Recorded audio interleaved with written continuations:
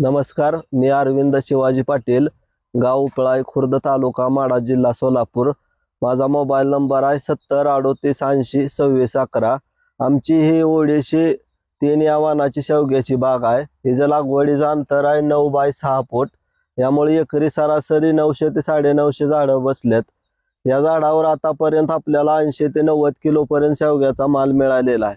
आतापर्यंत ह्याचा अजून बहार सुरूच आहे. या झाडाला फुलं आणि शेंगा अजूनही उत्पादन देतात.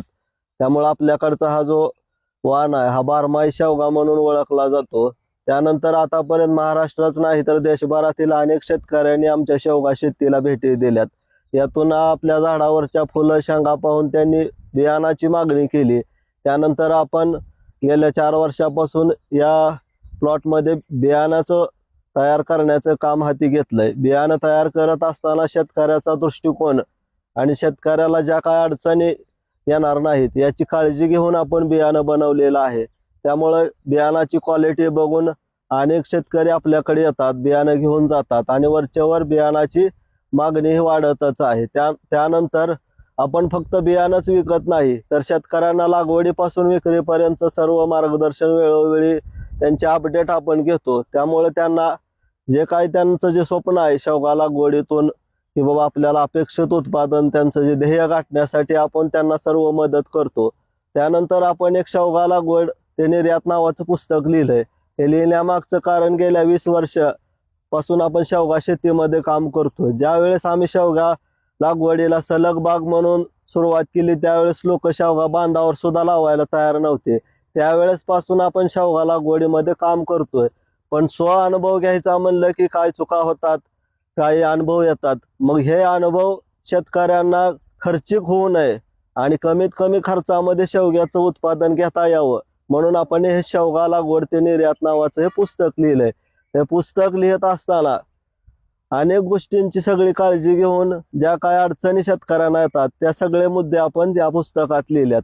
जेणेकरून शेवगा लागवड केल्यानंतर जर एखाद्या शेतकऱ्याला शेवगा निर्यात करायचा असेल तर त्याला काय क्रायटेरिया बाळगायचा ही सगळी माहिती या पुस्तकात दिलेली आहे. त्यानंतर ज्यावेळेस वर्षभराचा बाजारभावाचा विचार केला तर काही कालावधीत 400-500 रुपयापर्यंत शेवगाला बाजारभाव वाढतो.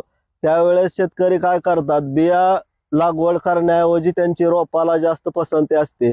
त्यामुळे आपण अरविंद शेवगा रोपवाटिका या नावानं आपण एक रोपवाटिका तयार केली आणि यामध्ये आपण वर्षभर शेतकऱ्यांच्या मागणीनुसार त्यामध्ये एक रोपं तयार करत असतो आणि ही शेतकऱ्यांना वरचेवर रोपं देत असतो. त्याचप्रमाणे ह्या सगळ्याची एक पोचपावती म्हणून आपल्याला शासनाने 5 पुरस्कार दिलेले आहेत. आणि आणखीन पुरस्कार मिळण्यामागचं कारण आणखीन आपल्याला शेतकऱ्यापर्यंत पोहोचता येईल, त्यांच्या अडीअडचणी सोडवता येतील, शेवग्यामध्ये त्यांना एक ध्येय साध्य करता येईल या दृष्टिकोनातून आपण आपलं काम करतोय. यानंतर मी एक नवीन शेतकऱ्यांना जे शेवगा लागवड करू इच्छिता त्यांना एवढं सांगेन की वर्षभराचा बाजारभावाचा तुम्ही अभ्यास करा, शेवगा विषयीची सर्व माहिती घ्या आणि मगच तुम्ही लागवड करा. म्हणजे तुम्हाला याच्यातून तुमचं जे शेवगा लागवड करण्याचं जे स्वप्न आहे ते स्वप्न साध्य होईल. धन्यवाद. एकंदरीत किती खर्च या शेवगा शेतीसाठी आणि मग तुम्हाला यातून किती फायदा होतो या बिया विक्रीत? आपण सुरुवातीला जर शेवगा लागवड करत असताना फक्त बिया जर लागवड केल्या तर एक बियाणाचं जे काही असतं दर त्यानुसार खर्च होतो आणि जास्त एक 10 ते 20 हजार रुपयापर्यंत आपलं वर्षभराचं पीक ह्यामध्ये निघून जातं. आपण कमीत कमी खर्च कसा होईल याकडे जास्त काळजी घेऊन आपण हे पीक आणलेलं आहे. तुला किती तरी नफा होतो? सरासरी एकरी 4 ते 5 लाख रुपयाचं उत्पादन एकरी होतंय. हे किती दिवसात मिळते? सरासरी आपण आता हे खोडवाची बाग आहे, छाटणी केल्यानंतर 5 महिन्यांनी याला पुन्हा बहार सुरू होतो. एका बहारामध्ये एका वर्षाला आपल्याला 80-90 किलो पर्यंत एका झाडाला माल मिळतो. कमीत कमी जरी बाजारभाव मिळाला तरी एकरी 4-5 लाख रुपये होतात. शिक्षण वगैरे किती झालं? माझं B.Com शिक्षण झालेलं आहे. शेतीकडे कसं काय वळला?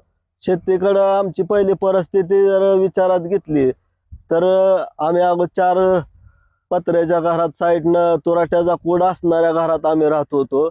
एक सायकलीवर मी कॉलेजला जायचो. पण त्यानंतर कॉलेज सोडल्यानंतर मग काय करायचं काय नाही, वडील अपंग होते, आईला मी पहिल्यापासून शेतीमध्ये मदत करायचो, मग शेतीतच काय तर करायचं ध्येय ठरवलं. अशीच कृषी विभागाची सहल गेल्यानंतर मी एका ठिकाणी शेवग्याची बाग पाहिली आणि तिथून मग आम्ही एक शेवगा लागवड करायचं ठरवलं आणि याच्यातूनच हळूहळू आम्ही पहिल्यांदा 1 एकर 2 एकर असं हळूहळू इथपर्यंत बाग वाढवत आणली.